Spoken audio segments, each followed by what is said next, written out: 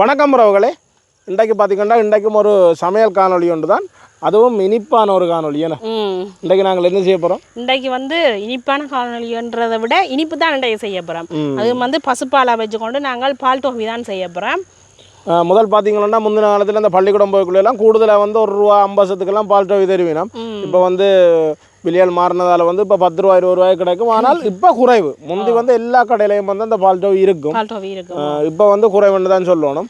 ஆனால் அந்த பள்ளிக்கூட கேண்டீன்கள் எல்லாம் இருக்கு. நாங்கள் அப்படி சாப்பிட்ட காலம் தான் கூட, அந்த அதுகளில் வாங்கி சாப்பிட்ட காலம் கூட. இன்றைக்கு நாங்கள் அதை வந்து அவ்வளோ ஈஸியாக வந்து செய்து கொள்ளலாம்ன்றது தான் செய்து காட்டப்புறம். அப்படியே தொடர்ந்து காணொலியை பார்ப்போம்.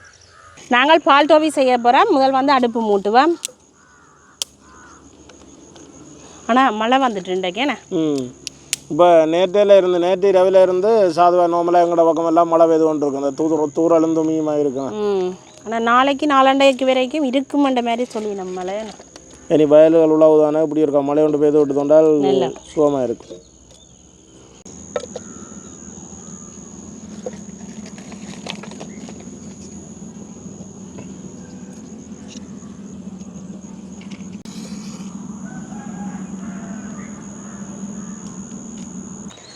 அடுப்பங்களுக்கு நல்லா எரிய தொடங்கிட்டுது. நாங்கள் இந்த பாத்திரத்துக்கெலாம் இன்றைக்கு பால் டோஃபி செய்ய போகிறோம். கூடுதலாக அந்த கிண்டக்கூடிய பாத்திரமாக நீங்கள் எடுத்துக்கொண்டீங்கன்னா சரி. எங்களுக்கு பாத்திரம் வந்து சூடாகிட்டுது. நாங்கள் இந்த பால் டோஃபி செய்கிறதுக்கு 1.5 லிட்டர் பால் அளவில் எடுத்துருக்குறோம். எங்களுக்கு வந்து பால் ஓரளவுக்கு சூடாயின பிறகு வந்து தொடர்ச்சியாக கிண்டி கொண்டு இருக்க வேணும். நாங்கள் இப்போ தானே நாங்கள் வச்சிருக்கிறோம். இப்போ பால் வந்து எங்களுக்கு சூடாகட்டுக்கு. சூடான பிறகு நாங்கள் கையெடுக்காமல் தொடர்ச்சியாக அப்படியே கிண்டி கொண்டு இருக்க வேணும். எங்களுக்கு பால் பொங்க வலிக்கிட்டுது. இந்த பருவத்தில் நாங்கள் வந்து சீனி சேர்க்க போகிறோம். சீனி வந்து 1.5 லிட்டர் பால் எடுத்தபடியாக 3/4 கிலோ அளவில் சீனி போடுறோம். சீனி வந்து நீங்கள் 1 கிலோ அளவில் போட்டுக்கொள்ளலாம். நாங்கள் கொஞ்சம் குறைச்சி போட்டிருக்கிறோம். இதுக்கு வந்து உண்மையிலுமே சீனி தான் கூடுதலாக போட வேணுமே. இந்த பால் இந்த இனிப்பு டோஃபிக்கு வந்து சீனி தான் கூடுதலாக பாவிக்க வேணும். ஒன்றும் செய்யலாது. என்னென்றால் அதால் ஒரு டோஃபி சாப்பிட்றது நிப்பாட்டுங்க. இப்படியே சீனி போட்ட உடனே நாங்கள் வந்து கைவிடாமல் தொடர்ச்சியாக கிண்டி கொண்டிருக்க வேணும். ஏனென்று சொல்லி சொன்னால் சீனி போட்ட உடனே அப்படியே இறுகி கொண்டு வரும், அதோட அடி பிடிக்க வலிக்கிடும். அதுக்காக நாங்கள் தொடர்ச்சியாக கிண்டி கொண்டே இருக்க வேணும். ஒரு வாசம் கொண்டு வரும்.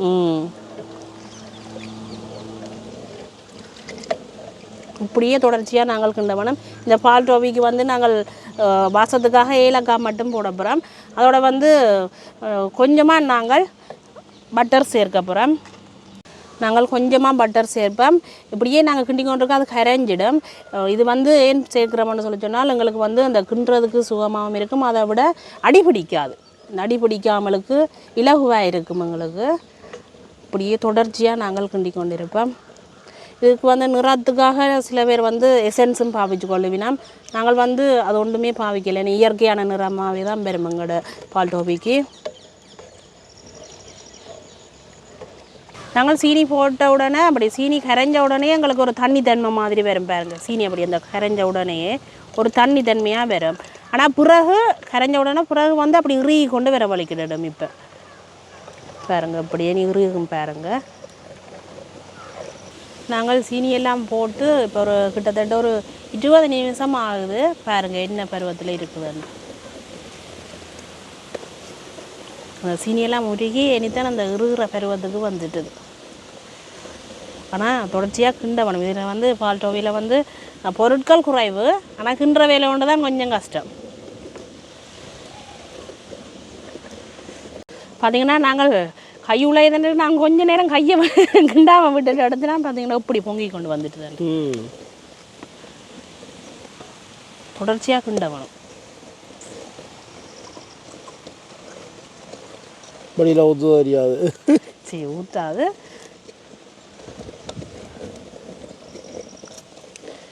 ஒரு இனிப்பு செய்கிறதுக்கு கொஞ்சம் கஷ்டப்படத்தான் வேணுமே.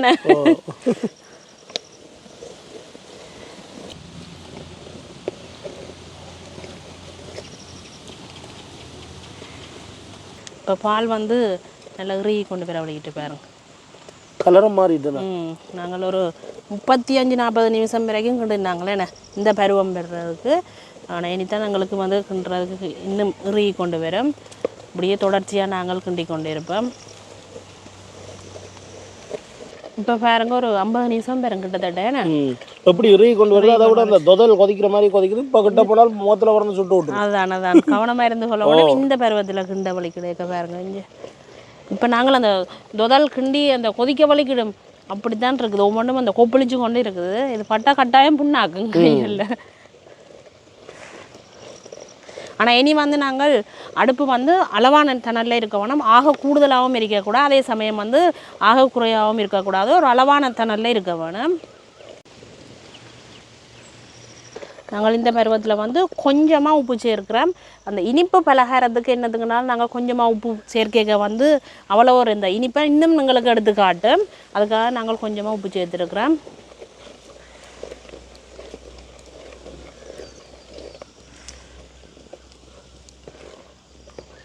உங்களுக்கு பார்த்திங்கன்னா முக்கால்வாசிக்கும் கூடுதலாகவே நல்லா கிண்டுபட்டுடுது. அப்படி நிறம் எல்லாம் எப்படி மாறிக்கொண்டு வந்துட்டு பாருங்க. இயற்கையான நிறமே இப்படி வந்துட்டுதாண்டு. நாங்கள் வந்து இந்த பருவத்தில் இடித்து வச்சுருக்கிற ஏலக்காய் பவுடரை சேர்த்துக்கொள்வோம். ஏலக்காய் பவுடர் வந்து வாசத்துக்காக நாங்கள் சேர்த்துருக்குறோம். இதுக்கு வந்து சில பேர் வந்து கஜு பருப்பு கச்சாம் பருப்பும் போட்டுக்கொள்வினோம். இது ஆனால் நாங்கள் கடையில் இப்படி தான் வருமே இந்த டோஃபியும் இதே கலரில் வரும். மற்றது அதுக்குள்ளே வந்து நாங்கள் சாப்பிட்ட அந்த காலத்தில் வந்து ஒன்றுமே இருக்காது. நாங்கள் அப்படியே இந்த பால் டோஃபியை செய்து கொள்ள போகிறோம்.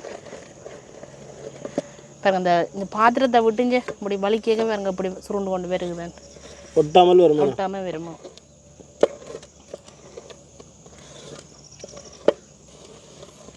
இனி வந்து அடுப்பெரிச்சா வந்து எரிஞ்சு போடும்.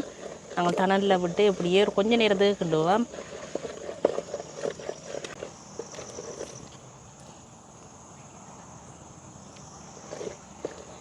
நாங்கள் இந்த ஊற்றி வைக்கிற பாத்திரத்துக்கு வந்து கொஞ்சமாக பட்டர் சேர்த்து அப்படியே பூசி விடுவோம். அப்போ தான் அந்த எடுக்கைக்கு வந்து எங்களுக்கு இலகுவாக எடுக்கக்கூடிய மாதிரி இருக்குது.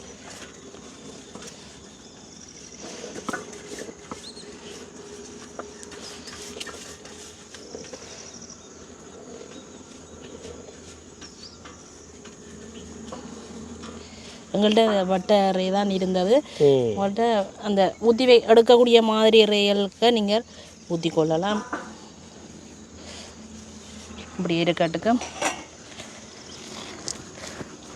பார்த்தீங்கன்னா நாங்கள் பால் தோவி இறக்குற பருவம் வந்துட்டுது. எப்படி வந்துட்டு பார்த்தீங்களா கணக்கான பருவம். இதை நாங்கள் இறக்கி இதுக்கு எடுப்போம்.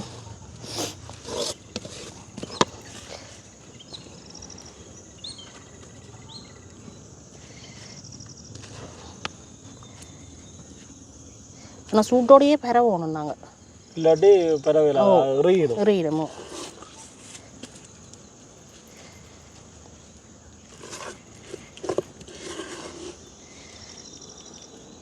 நாங்கள் வந்து வாழை இலையால் அப்படியே பரப்பி விடுவோம்.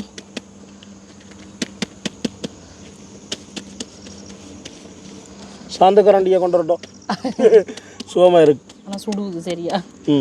சரியா சூடாக இருக்கும். ஆறாவது லேசில் கொஞ்சம் நேரம் சொல்லும் ஆடுறோம்டா.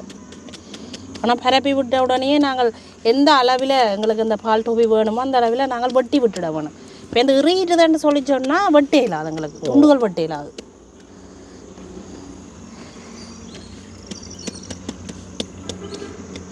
சூடில் பாருங்க மலையிலேயே அப்படி அந்த அப்படி இந்த வெந்து போச்சு. வாசம் வருது.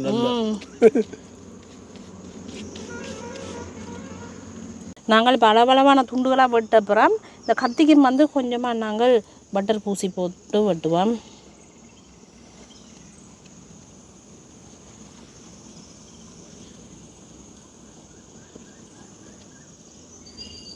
இது கொஞ்சம் முருகணும்.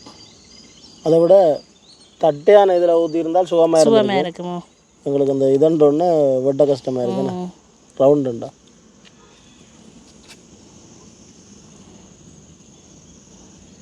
நைஸாக வெட்டுப்படுது. இப்போ பார்த்தீங்களா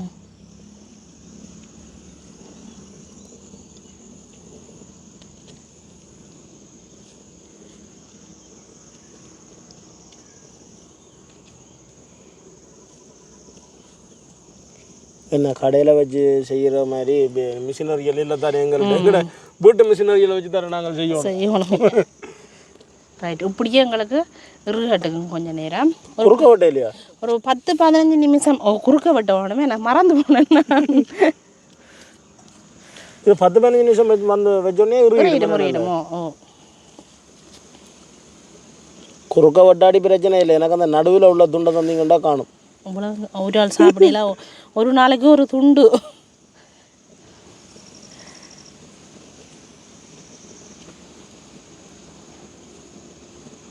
சூடு ஆறாமன்னும் பட்டணும், சூடு ஆறினோடைய தான் வருங்க வெடிப்பு வருது. ஆனால் காஞ்ச உடனே அந்த வெடிப்பு அந்த வெடிப்பாக இருக்குமோ ஒழிஞ்சு ஆனால் கொட்டாது, அப்படியே கட்டியாக கல்லாக வந்துடுமோ.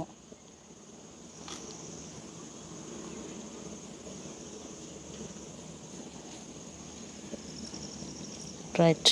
அங்கெல்லாம் இருக்கட்டும் வந்து பீஸுக்கு. இப்படியே ஒரு 10 நிமிஷத்துக்கு பிறகு நாங்கள் எடுத்து பார்ப்போமேண்ணா. இப்போ நாங்கள் ஒரு 10 நிமிஷம் ஆகிட்டு தானே இப்போ இந்த ரேக்கை மாற்றப்புறம். ஆனால் வந்து இது ஓரளவுக்கு இறுக்கமாக இருக்கும். எங்களுக்கு ஒரு 1 மணி நேரத்துக்கு பிறகு தான் நல்ல ஒரு இறுக்கமாக இருக்கும்.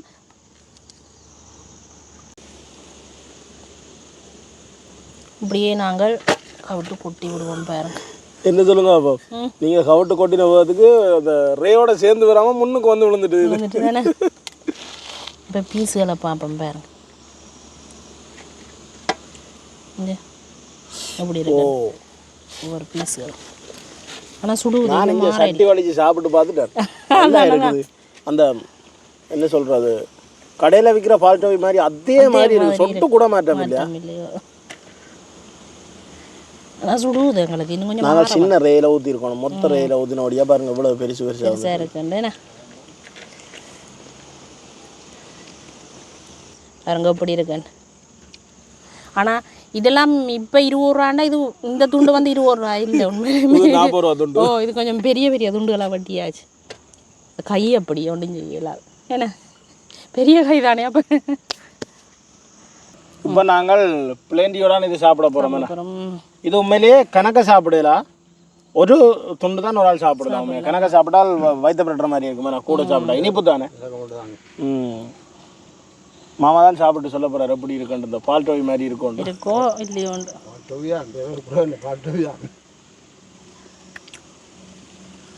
சுடு இன்னும் ஆற வச்சிருக்கணும். ஆறுனா இன்னும் முருகி கட்டாய 2 கடி வரும். நாங்கள் பொழுது வலது மழை வைக்கிற பிரச்சனையால் வந்து பிளேண்டிக்கு கொஞ்சமும் இனிப்பு சேர்க்கல நாங்கள்.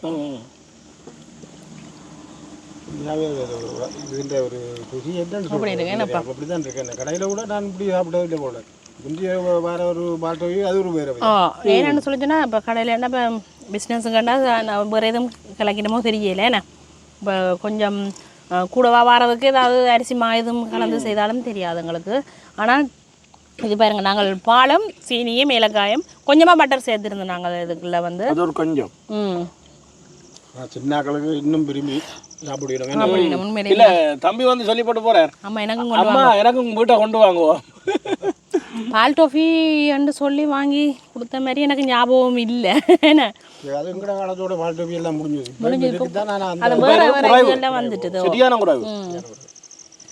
அப்போ இது வந்து ஒளிச்சு வச்சுட்டு ஒரு இதுலேயும் ஒரு பீஸை உடைச்சி போட்டு தான் கொடுக்கும். ஒளிச்சு வச்சுட்டோம். ஏன்னு சொல்லி சொன்னால் உண்மையிலுமே விரும்பி சாப்பிடுவேன்.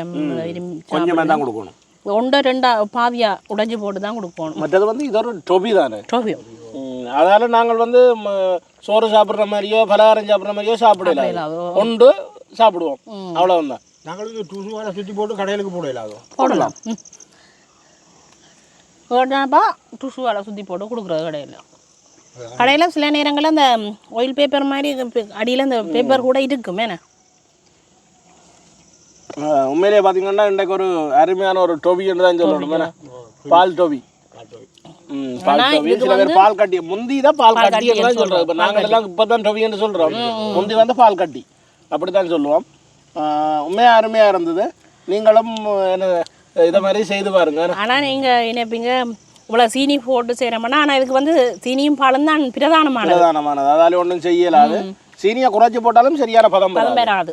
அதால அந்த பிரச்சனை ஒன்று இருக்குது. அதால நீங்கள் இதை குறைச்சி சாப்பிடுங்க. அதை செய்யலாம், அப்படி செய்யலாம். இதை குறைச்சி சாப்பிடுங்க. அப்போ நாங்கள் இதோட இந்த காணொலியை முடிப்போம். முடிச்சுக்கொள்வோம். இதோட இந்த காணொலியை முடிச்சு கொள்கிறோம். நன்றி, வணக்கம்.